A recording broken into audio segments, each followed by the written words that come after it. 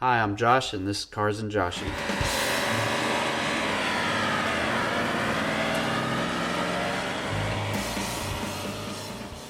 Hey, welcome to Cars and Joshy. We'll jump into the El Camino content in just a second, but first, Jesus first. Today I want to talk about Leviticus 16 and Numbers chapter 2. These are two books of the Old Testament, and for historical context, this happened around 1400 years before the crucifixion of Christ Jesus. So, when God brought the Israelites out of Egypt, they wandered the desert for 40 years. During this time, they built the tabernacle and they carried with them the Ark of the Covenant. In the center of the tabernacle was the most holy place, and this is where the Ark of the Covenant resided. And the only person that can go into the most holy place was the high priest, because this is where God would appear to them in a cloud above the Ark of the Covenant. Now, once a year, the high priest would have to fulfill the ordinance of atonement for the sins of all of the Israelites.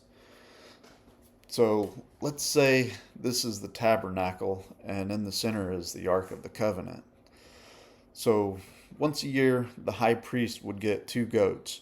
One he would place his hands on and confess all the sins of the Israelites onto the goat, and the goat was sent off into the wilderness. This was called the scapegoat. The second goat was to be a sacrifice for the Lord for the sins of the Israelites. And so this goat would be slaughtered, and the high priest, the Bible says, would sprinkle blood along the front of the Ark of the Covenant. And he would sprinkle blood from his fingers 7 times before the Ark of the Covenant. So 1, 2, 3, 4, 5, 6, 7. This isn't to scale, but you get the idea, right? And so during this time, as the Israelites were wandering the wilderness, they set up camp around the tabernacle, and each camp was set up according to their tribes, right? And so to the east, the Bible tells us in the book of Numbers chapter 2 that 186,400 men were camped out to the east of the tabernacle. And it says to the south, 151,450 men camped to the south. And that's about 30,000 less than to the east, right? So a little bit smaller graphic there. Now to the west, it says 108,000. That's about 50,000 less than to the south. So that's going to be even smaller. And then to the north, it says 157,600. So that's only about 6,000 more than to the south. So not too much more. And y'all see what this is, right?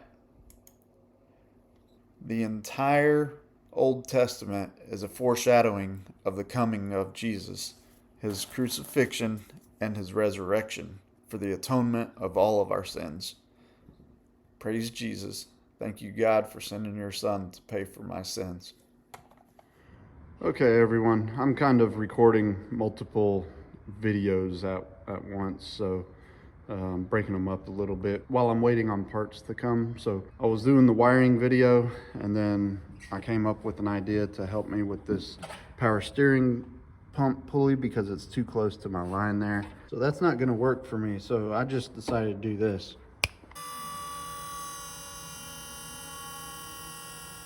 All right, y'all, just real quick, I wanted to show you, I use the serpentine belt tool to release tension off of the tensioner, and I just unwrapped the belt from the alternator and the power steering pulleys. There's a whole bunch of bracketry stuff that I had here from Dirty Dingo. Basically, you know, this kit right here is one of the plates, and then the other plate is still on the power steering pump, but I'll show you what I did in another video when I was putting that pump on, just for ease of getting it off. This used to be connected down here, so I just cut it and I kind of rounded the edges right there. So now all I have to do is take these mounting bolts out right here and just drop the power steering pump down instead of having to completely remove the pulley, which is what I'd have to do if this was closed off here so that I can drop it down. Now I can just drop it out of there. So that's my next step. I'm gonna get these bolts out here, and yeah, and then I'll be able to drop this and actually put this bracket back on with the alternator. For this Volvo electronic power steering pump, I think I know how I'm going to mount this bracket and how I'm going to mount it in here. So I'll just drill a hole through the inner fender for that one. I'll do the same for this one over here. Sorry about the video, but all right. For that one down there, I'll do the same. I'll drill a hole for this one, and then over here, it just lines up with an existing hole. So I'll just use that existing hole, drive a bolt down through there, put a nut on the bottom side. Now, the pump is sitting up right now. It's kind of sitting up. So what I'm gonna do is I'm gonna mark it, and I've got a 4-inch hole saw, which I've already checked. The bottom of this power steering pump sits in that 4-inch hole perfectly. And so, you know, I'll be able to drop it down so that it'll sit on the bracket. The fitting right here points right out here to the steering box or the steering gear. So I'll be able to put like a little 45 fitting in there, run it up to a straight right here, and be able to tuck it nice and tight to this fender so it doesn't look like a bunch of hoses going all over the place.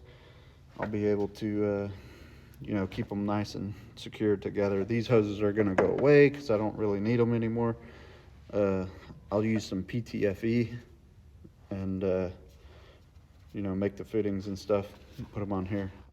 Let me bring you guys back into my little power steering pump journey I got going on here. This bracket is mounted. I drilled the holes that I was talking about, and I've got a bolt coming up through the bottom of the fender, inner fender, on these three here, and I did put a level across it and got it level. I've got a little spacer under this one and this one because this one here is sitting up just a little bit higher, because you can see this little lip that it's sitting on there. It's a little bit higher than the other two mounting points. So I put a little spacer in there. You can kind of see it right there. That little guy right there.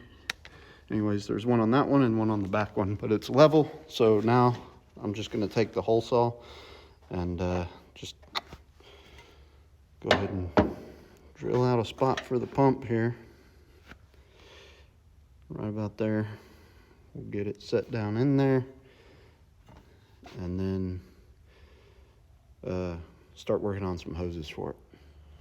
All right, here we go, y'all. This is mounted in here pretty good. The original little rubber grommets, the bushings here, I reused because it came with the pump that I bought from eBay. It did not come with the bottom ones. It's supposed to have, you know, 6 of them. 3 on the top, 3 on the bottom. And I didn't have that. So I used a different rubber grommet just to kind of cushion the bottom part. And it's pretty sturdy in here. I mean, it's a little bit loose on this side over here, but it's just a rubber insulation to keep the vibration noise down. So I think that'll be good. I don't think it's going to be making too much noise there. So, and I can't tighten this nut anymore because there's only a limited number of threads on this up here. So I'm out of threads there to bring this down more. So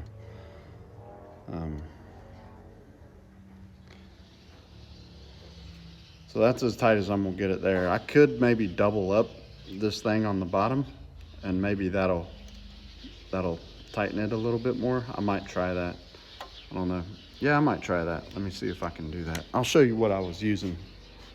I was using little grommets like this, and so what I did, because the top ones are similar shaped like this, I just flipped it over and I cut out just enough to get this little stud through. And so I'll put these on the bottom, and I reuse the originals on the top. So maybe I'll cut a hole in this one, slide it on the bottom, and then see if that'll give it enough cushion, because it's not much. I mean, if you watch, I'll shake this thing, like, see, that's that's about all there is in play right there. And so if these things collapse, so like if I did like that, put this in there, I think that'll probably focus. That'll probably take up any slack on this side. All right, so that did exactly what I thought it would. It tightened up this side over here, so no more play there. But it had an unintended consequence, which is this side over here now has all the play. It's hard to see at this angle, but there you go. Yeah, now this side over here has all the play. So what I'm gonna do is just put it right back to the way I had it. I'm gonna take that bottom one out because it looks like boo-boo, and the other way wasn't too bad. So I will go ahead and change it back and just leave it. All right, quick update on wiring up this electric power steering pump. This is a 80 amp breaker, and you just kind of strip your 8-gauge wire back and feed it through, which, you know, feed through the side, and it's got a little Allen lock nut or lock bolt here, lock screw. Takes a number 3 Allen wrench, loosen that up, feed the line through, tighten it down, put the cap back on. But this is for the main power and ground connector for the pump, and that's going to go in this connector here, and then this is your signal wire. If you've seen any other videos for this pump, you can run this off of one wire. This connector usually has 3 wires in it. What I'm going to do is I'll just use this and act as the ignition switched power. I'm just going to hold it up against here so that it'll come on when I get ready to flush it out. So I'll hook up this connector. This is the power wire coming through. I've got it coming out of my junction block, power distribution block here. Goes down and kind of runs underneath the fans and comes out down here. Goes in here. It's going to continue the power. I'm going to loop it back under and come back up through here to the plug there. And then the ground, I'm just going to use one of my existing connections here. Like I'm going to find one of the bolts or screws that go into the factory holes here that are available, and then I'll just put an eyelet on the ground wire and ground it to the fender right here. You know, you can watch any YouTube videos out there on how to crimp wires or whatever, but basically just got to crimp some wires and put them in the fittings, or actually you can actually buy the connections already pre-terminated, so you don't have to run the wires yourself. In my instance, I wanted longer 8-gauge wire for this because I was running it all the way from over there. So I bought my own wiring, and then I bought the kit that just had the connectors and the pins and all that stuff by itself without any wires. So that's what I used, and let me go ahead and hook the wiring up, and I'll start getting to work on making hoses. So I've got the pump hooked up. I've got ground right there. Got power coming from distribution block over there. And I've got the switched hot wire that I'm gonna hook up to that distribution block. And I've got the pressure line made, and the factory return line is going to a hose that's going down there. So what I'm about to do now is I'm about to hook up the battery for the first time and get the first thing on the truck running, which is the power steering pump. We're gonna flush it. All right, there we have it. I've got the ground hooked up, battery is hooked up. I have 12.71 at the battery.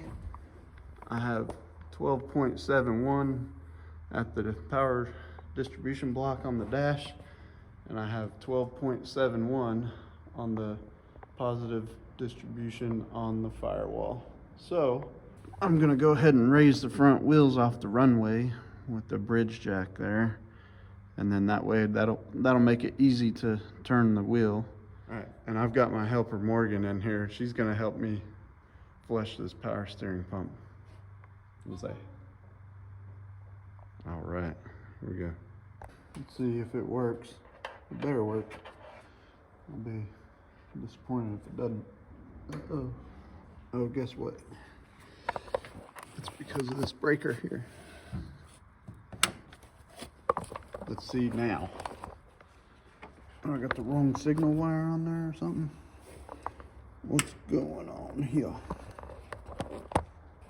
Let's do some troubleshooting. All right, I'm pretty sure I had it pinned wrong. I had it in the first pin on the left side instead of the last pin over here. So now that I've got it repinned in that connector, let's see what happens when I put some power to it.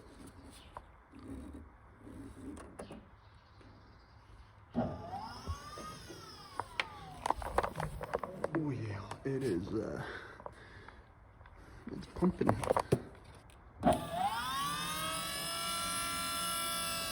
Turn the wheel.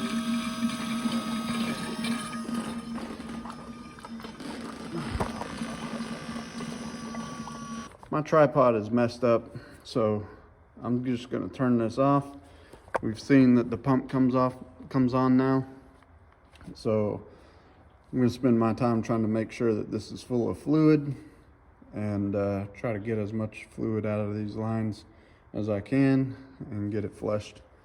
So I will turn this back on after that. All right, I got the return line on it, all hooked up to the gearbox there. Return line, I use the factory line, and then PTFE on the pressure line. And so I just got the switched 12-volt wire hooked up right now, and the wheels are being rotated left and right. Operation seems pretty smooth. And pump is good. Now let's move on to the fuel pump. Well, it's exciting to have a motor working on the El Camino. It's not the motor, but it's a motor, so that's pretty exciting. And all the electrical is wired up, so next step is gonna be fuel pump. And then after that, I'm gonna go for the ignition switch, and then I'll be able to fire it up using the key. So stay tuned. Please like, comment, share, subscribe, and hit that notification bell for new videos. Thanks for watching Cars and Josh out.